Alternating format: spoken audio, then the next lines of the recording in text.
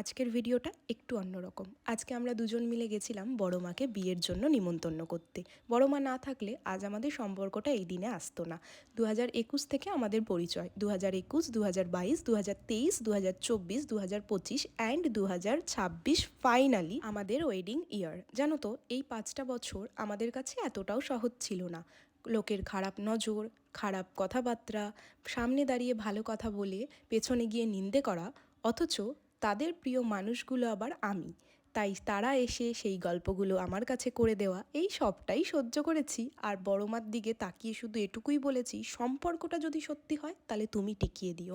আজকে সব কিছু ধৈর্যের বাঁধ ভেঙে বড় মা আমাদের সুখে থাকাটা নিজের হাতে তুলে নিয়েছে। বড় মার আশীর্বাদ, বাবা মার আশীর্বাদ আর আমাদের দুজনার প্রতি ঝগড়া হওয়ার পরেও দুজনার প্রতি যে ফিউচার টেনশন, ফিউচার প্ল্যানিং, আর রইল কথা আমার বরের, ও একটু আলাদাই টাইপের ছেলে।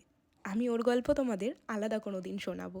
তো তারপর আমরা একটু ভিমার্টে গেছিলাম, কিছু টুকিটাকি কেনার ছিল, অ্যান্ড টমেটোর সাথে একটু খেললাম দিলাম, তারপর খেয়ে দিয়ে ঘুমিয়ে পড়েছিলাম। আজকের জন্য বাই।